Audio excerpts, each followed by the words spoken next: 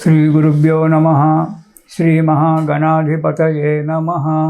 गुरुब्रह्मा गुरुविष्णु गुरुर्देवो महेश्वरः गुरुसाक्षात् परब्रह्म तस्मै श्रीगुरवे नमः। हरितसगोत्रोत्पन्नं हरिभक्तिपरायणं शङ्करगुरुवरेन्द्रचरणं शरणं प्रपद्ये। श्रीमहद्भ्यो गुरुभ्यो नमः।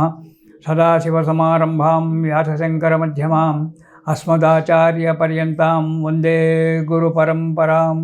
अरुणां करुणातरङ्गिताक्षीं धृतपाशाङ्कुशपुष्पबाणचापाम् अनिमाधुरयूरुताम् अयूकैः अहमित्येव विभावयेद्भवानीम्। ओं श्रीमात्रे नमः। श्रीमात्रे नमः। श्रीमात्रे नमः।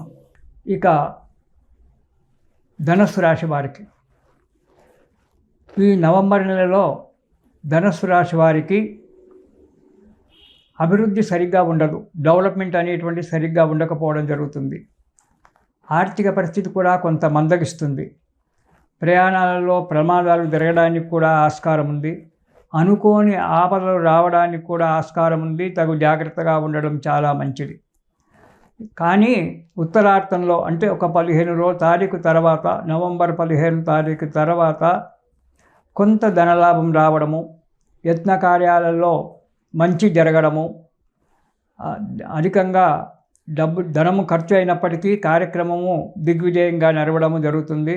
సమయాన్ని బట్టి కొన్ని విషయాలలో సమయాన్ని బట్టి మీకు సెంటిమెంటుగా ఉన్నటువంటి కొన్ని వస్తువులు అమ్ముకోవడము కూడా జరగడానికి ఆస్కారం ఉంది. అంటే ఒకరికి రుణం తీర్చడానికి బైక్ అమ్మడమో, ఇల్లు అమ్మడమో, ప్లాట్లు అమ్ముకుంటే ప్లాట్లు అమ్మడమో ఏదో ఒకటి జరిగి ఉంటుంది. కాబట్టి ఆదాయం మంచిగానే ఉంటుంది.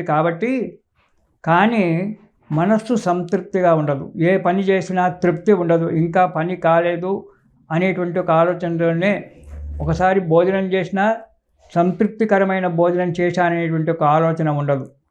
మనస్సు ఎప్పుడూ పొరలుగా ఆలోచనలు వచ్చి మనస్సును పాడు చేస్తూ ఉంటాయి. కాబట్టి ఈ ధనుస్సు రాశి వారు బాగా ఆలోచించి అడుగు ముందుకేయడమే చాలా మంచిది. ఎందుకంటే అర్ధాష్టమ శని ఉన్నాడు. అర్ధాష్టమ శని వల్ల కొంత ఇబ్బందులు వస్తాయి. తృతీయ యొక్క 3వ ఇంట్లో రాహు ఉన్నందువల్ల పట్టుదల ఎక్కువగా ఉంటుంది. దాన్ని నేను సాధిస్తాననేటువంటి ఒక పట్టుదలతో అడుగు ముందుకేస్తారు. కానీ కొన్ని గ్రహాల యొక్క పొజిషన్ల వల్ల ఆ కార్యక్రమం సరిగ్గా దిగ్విజయంగా నడవక 10 మందితో మాటలు పడడము, ఆదాయం తగ్గిపోవడము, ఖర్చులు అధికంగా పెరిగిపోవడం అనేటువంటి జరుగుతుంది. కాబట్టి జాగ్రత్త అవసరం. ఇక 1వ వారం కనుక, మొదటి వారం కనుక మనం చూసుకున్నట్టయితే కోపం బాగా పెరిగిపోతుంది.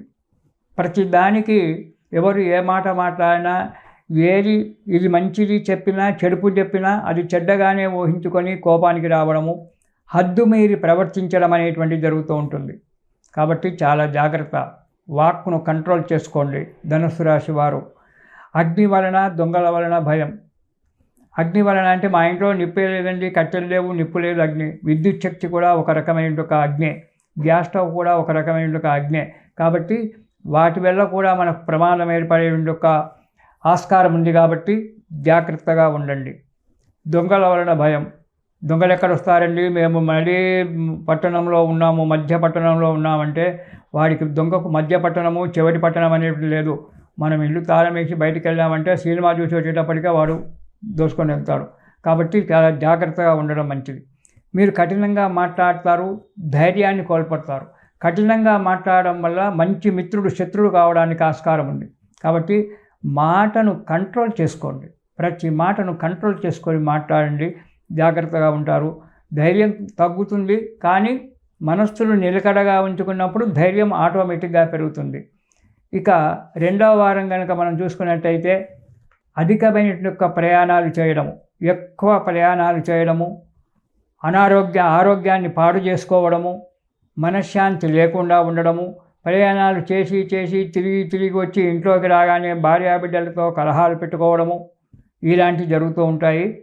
ధన నష్టము, యత్నకార్యభంగము కూడా జరగడానికి ఆస్కారం ఉంది. మీరు ఇక్కడ ఏదో కార్యక్రమాన్ని తీసుకొని ప్రారంభం చేసి మీరు దేశాలు తిరిగి వస్తే ఈ కార్యక్రమం చేసేవాడు పనివాడు చేయకుండా పోవడము, దానివల్ల అధికారుల చేత చీవాట్లు పడడం అనేటువంటి జరుగుతూ ఉంది. కాబట్టి జాగ్రత్త. ఇక 3వ వారం సంతోషంగా ఉంటారు. ఈ కార్యక్రమాలు అధిక ప్రయాణాలు మనం చేయకుండా ఉండడం వల్ల, రెండవది జాగ్రత్తగా పనులు చేయడం వల్ల, మనోనిబ్బరంతో ఉండడం వల్ల 3వ వారంలో సంతోషంగా ఉంటారు. అనుకున్న కార్యక్రమం నెరవేరుతుంది. ఆరోగ్యం కూడా మంచి సహకారిగా ఉంటుంది. మీ బుద్ధి బలం చేత అంటే మీకు మంచి ఆలోచన శక్తి ఉంటుంది. కానీ ఆ శక్తిని కొన్ని కారణాల వల్ల సరి అయిన సమయంలో వినియోగించరు. దానివల్లనే మీకు బాధ.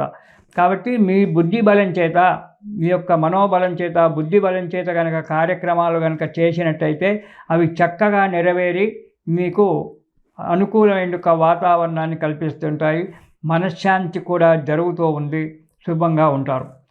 ఇక 4వ వారం కనుక చూసుకున్నట్టయితే సంఘంలో విలువలు పెరగడము, కీర్తి ప్రతిష్టలు రావడము, 10 మంది చేత మెప్పు పొందడము, 10 మంది ఆత్మీయులు కావడము, మీరు చేసే పనికి 10 మంది సంతోషించడం అనేటువంటి జరుగుతూ ఉంటుంది.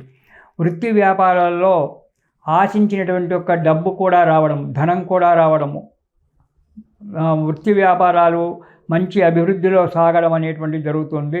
కుటుంబ సభ్యులతో సుఖంతో సంతోషంతో జీవితాన్ని గడుపుతూ ఉంటారు.